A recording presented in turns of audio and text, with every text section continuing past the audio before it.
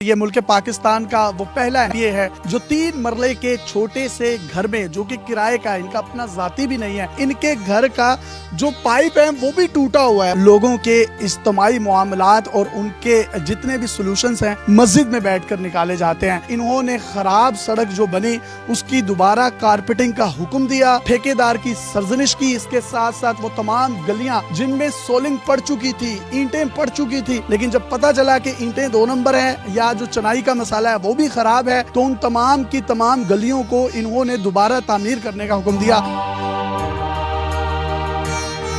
अस्सलाम वालेकुम नाज़रीन, आपका मेज़बान यासिर शामी आपकी खिदमत में हाजिर हैं और आप देख रहे हैं डेली पाकिस्तान। ये हैं मुहद्दिया आजम तारिक साहब जो कि MPA हैं झंग से। इस वक्त मैं सरगोदा रोड पर मौजूद हूँ जो कि झंग की एक मसरूफ सड़क है। 20 दिन पहले ये सड़क बनाई गई, इस पे असफॉल्ट डाला गया जिसमें ठेकेदार ने नाकिस मटीरियल इस्तेमाल किया। मुतल्लिका जो महकमे थे उन्होंने भी सही तरीके से इसकी निगरानी नहीं की। 20 दिन के बाद सड़क अपने असल मुकाम से हटने लग गई, पिचकने लग गई। MPA साहब को इस बात का इल्म हुआ, इन्होंने फौरी तौर पर मुतल्लिका ठेकेदार और मुतल्लिका हुकाम की सरजनश की और ऑर्डर दिया कि फौरी तौर पर इस सड़क को तोड़ा जाए और दोबारा से बनाया जाए, दोबारा से फॉल्ट डाली जाए। आज वो दिन आ गया है जब आप देख सकते हैं कि भारी मशीनरी यहाँ पर मौजूद है, इस सड़क को दोबारा से बनाया जा रहा है। मुल्क की तारीख में आम तौर पर हमने ये देखा है कि MPs MNAs जब भी कोई सड़क बनती है तो अपना कमीशन रखते हैं 10 से 15%। ये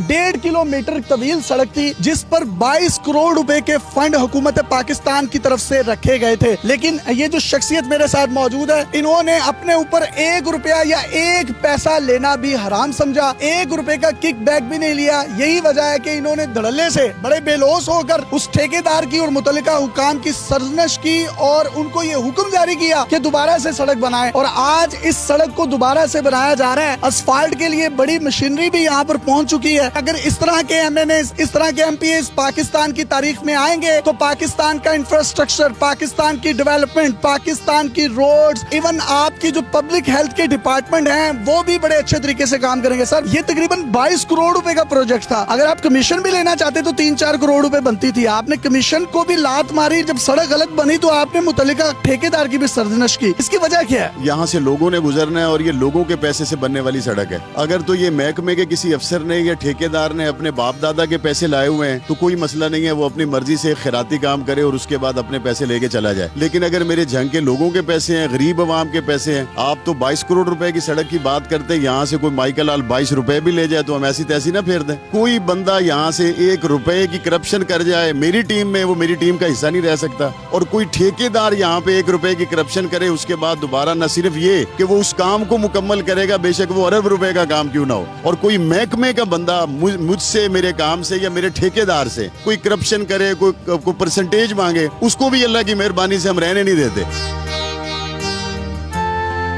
आमतौर पर देखा है MPs MNAs मुबैना तौर पर परसेंटेज लेते हैं ठेकेदारों से। वो कहीं ना कहीं उनके, वो पंजाबी में कहते हैं कि काने हो जाते हैं। वो गलत मटेरियल भी डालें, खराब मटेरियल भी डालें, नाकिस मटेरियल भी डालें तो वो उनकी सरजनिश नहीं करते। आपने ये इनिशिएटिव क्यों लिया कि सड़क गलत बनी है तो दोबारा मटेरियल ठेकेदार अपने पैसों से बनाएगा, डालेगा और ये जो सड़क है इसको सही मायनों में बनाएगा? देखिए बात ये है कि 10 से 15 करोड़ रुपए आपके घर में आ जाए तो हर किसी को अच्छा लगता है, बड़ी आपकी रहने की जगह हो, बड़ा आप सहूलत से रहें, इज्जत से रहें। लेकिन मैं ये समझता हूँ कि हमने जिस नबी करीम का कलमा पढ़ा है और हम जिस मुल्क को कलमे के नाम पर ले चुके हैं और हम जिन ऐवानों में बैठे हुए उनकी पेशानी पे कलमा तैयबा लिखा हुआ है, क्या हम जैसे नुमाइंदों को ये ज़ेब देता है कि हम कलमा तैयबा के नीचे से गुजर के असेंबली में जाएं और वहाँ से गरीब लोगों के फंड है और उसमें से अपने हिस्से रख के घर चले जाएं? इस समेत और कितनी सड़कें हैं जहां पर ठेकेदारों ने गलत काम किए और आपने उनकी सरजनिश की और दोबारा तामीर करने का हुक्म दिया? इससे पहले हमारे इलाकों में सिद्दीकाबाद के इलाके में एक सोलंग पे काम हो रहा था, वहाँ पे नाकिस ईंट इस्तेमाल हो रही थी, वो मैंने फौरी उठवाई। इसी तरीके से हरमलपुर के इलाके में एक जगह पे नाकिस काम हो रहा था, वो जाके मैंने खत्म करवाया। ये रोड हमारी बड़ी स्कीम्स में पहला है जिसपे रकम जो है वो ठेकेदार की लग चुकी हुई थी, अभी उसको बिल क्लियर नहीं हुए थे कि हमने वो सारी ट्रालियों में लोड करके उठवा दी कि नहीं मेयारी काम करना है। अब तो हमारे अल्लाह खैर करे कोई बंदा ठेकेदार भी आता है तो वो इस्तिखारा करके आता है कि पता नहीं मेरे साथ वहाँ क्या होगा। ये 3 मरले के एक छोटे से किराए के घर में रहते हैं। इनके वालिद साहब भी 7 दफा एमपीज और एमएनएज मजमूई तौर पर इसी हल्के से बने। ये वाहिद एमपी हैं पाकिस्तान के जो नाइब खतीब भी हैं। लोगों के मसले मिसाइल जो हैं वो मसाजिद में सुनते हैं। उसकी रीजन ये है कि नबी करीम सल्लल्लाहु अलैहि वसल्लम भी फलाही काम होते थे, सियासत खिदमत का काम है, खिदमत का नाम है, उन तमाम के मामलात को भी मसाजिद में सुना करते थे। ये तो बड़ा जबरदस्त इनिशिएटिव है, लेकिन बदकिस्मती से हमारे जो दीनी रहनुमा भी हैं, रुफका भी हैं, उन्होंने मस्जिदों को नमाज की हद तक, एतकाफ की हद तक महदूद रखा। उसके बाद ताले लग जाते हैं। तो उनको कोई पैगाम देना चाहेंगे, क्योंकि आप दीन को भी रिप्रेजेंट करते हैं। मैंने तो मसाजिद के हवाले से ये तजवीज़ भी उस्मान बुज़दार को और पीएम इमरान खान को दी थी कि आप मसाजिद के जो हाल हैं उन्हीं को आप पनाहगाह के तौर पे इस्तेमाल करें ताकि लोग वहाँ पे आएं। आप देखें कि हुजूर अलैहिस्सलाम को मिलने के लिए जब ईसाइयों के वफूद भी आते थे तो हुजूर अलैहिस्सलाम उनको मस्जिद नबवी में ठहराते थे। मसाजिद हमारे बुनियादी तौर पे कम्युनिटी सेंटर्स होते हैं। इनके घर की तरफ चलते हैं और आपको इनका घर भी दिखाते हैं। और इस एमपी का घर देखकर आप शायद हैरत के समंदर में मुब्तला हो जाएंगे कि इतना जबरदस्त लाइफस्टाइल है इसका। सर आइए, ये इस घर में रहते हैं। 3 मरले का छोटा सा घर है जो कि किराए का है, अपना इनका जाती भी नहीं है। इनके वालिद साहब इमाम मस्जिद थे। मस्जिद की इमामत की वजह से उनको एक रिहाइश के लिए जगह दी गई थी जो कि रेंट पर है और जिसका किराया ये आज भी पे करते हैं। इनके घर का जो पाइप है वो भी टूटा हुआ है। अगर मैं इनकी गलियों की बात करूं तो टूटी हुई गलियां हैं। इन्होंने वो तमाम गलियां जो इनकी गली से इर्द गिर्द की हैं, मोहल्ले से इर्द गिर्द की हैं, उनको प्रायोरिटी पर पहले बनवाना शुरू किया और अपनी गली की बारी बाद में आती है। अगर मैं घर की बात करूं तो एक शटर है, इस शटर को ऊपर उठाते हैं खुद ही और गाड़ी को अंदर लगा दिया जाता है, जिसके बिल्कुल साथ एक ऑफिस है और ऑफिस में सब लोग नीचे बैठते हैं, उनके मसले मसाइल सुनते हैं। ये सामने बिल्कुल इनके घर के मस्जिद है। ये पहले एमपी हैं जो नाइब खतीब भी हैं, मस्जिद में जुम्मा भी पढ़ाते हैं और इमामत भी करवाते हैं नमाजों की।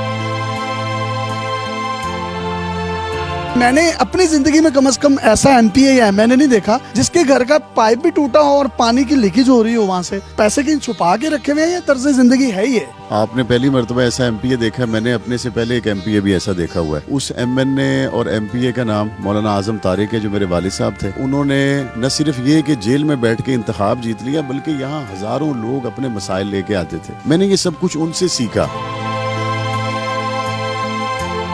मैं ऊपर वाला घर भी आपका देख रहा हूँ जिसमें टीआर और गार्डर पड़े हुए हैं। बड़ा खस्ता हाल है। घर क्यों नहीं बनाया? वालिद साहब भी 7 दफा असम्बलियों में पहुंचे, आप खुद भी असम्बली में हैं। जितनी एक एमएनए या एमपीए की तनख्वाह होती है उससे अगर ऊपर वाला घर बनता होता, उससे अगर बड़े बड़े फार्म हाउस और हिरन और मोर और खूबसूरत एक जिंदगी का नक्शा कायम किया जा सकता होता तो मेरे वालिद साहब भी कर लेते, मैं भी कर लेता। मुझे तो उस तनख्वाह में ये सब कुछ बनता हुआ नजर नहीं आता। अगर किसी का बन जाता है तो वो मेरे साथ राब्ता जरूर करे ताकि मैं भी अपने लिए आसानियां पैदा कर। आपके अपने घर की और गली की जो सड़क है वो अभी तक खस्ता है, लेकिन इर्द गिर्द की आपने सड़कें सोलिंग करवा दी है। इसकी रीजन क्या है? सियासी नुमाइंदे का मतलब ये है कि आप उस कौम के खादिम होते हैं। खादिम अपना खूबसूरत गली मोहल्ला सब कुछ बना ले और बाकी लोग पीछे रह जाए। मैंने पहले काम शुरू करवाया मर्जीपुरा में, मुख्तलिफ इलाकों में, हरमलपुर में, लूले शाह में, हमने वहाँ काम शुरू करवाया। लेकिन मैंने मोहल्ले वालों को कहा पहले आपकी गलियां बनेगी, मैं आपको भी विजिट कराता हूँ, आखिर में मैं अपनी बनवाऊंगा अगर ग्रांट बच गई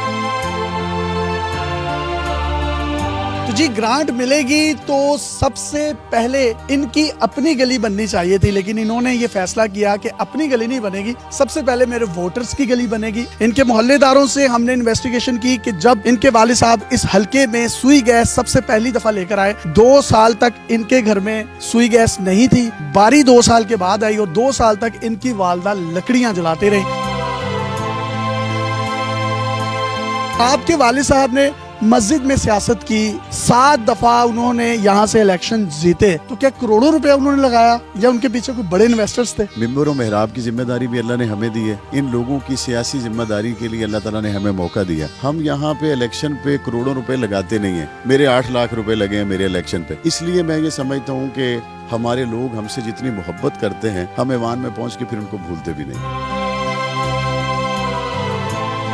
ये मुल्क पाकिस्तान का वो पहला MPA है जो 3 मरले के छोटे से घर में, जो कि किराए का है, इनका अपना जाती भी नहीं है, लोगों के इज्तिमाई मामलात और उनके जितने भी सॉल्यूशंस हैं मस्जिद में बैठकर निकाले जाते हैं। इन्होंने खराब सड़क जो बनी उसकी दोबारा कारपेटिंग का हुक्म दिया, ठेकेदार की सरजनिश की, इसके साथ साथ वो तमाम गलियां जिनमें सोलिंग पड़ चुकी थी, ईंटें पड़ चुकी थी, लेकिन जब पता चला कि ईंटें 2 नंबर है या जो चनाई का मसाला है वो भी खराब है, तो उन तमाम की तमाम गलियों को इन्होंने दोबारा तामीर करने का हुक्म दिया। ये positive and real face of Pakistan है। इस तरह के लोग जब ऐवान के इक्तदारों में बैठेंगे तो वो तमाम लोग जो जालिम का जो हाथ भी नहीं पकड़ सकते, जिसके आगे वो कोई सदा भी बुलंद नहीं कर सकते, उनकी आहें जो हैं उनको लगती हैं और कहीं ना कहीं पाकिस्तान का तशख़्ख़ुस भी खराब होता है। अपने मेजबान यासिर शामी को इजाजत दीजिए। अगर आपके इर्द गिर्द भी कुछ इस तरह का real and positive face of Pakistan है तो आप हमें इनबॉक्स कर सकते हैं। हम आपके इस कंटेंट को पूरी दुनिया में दिखाने के लिए प्लेटफॉर्म मुहैया करेंगे।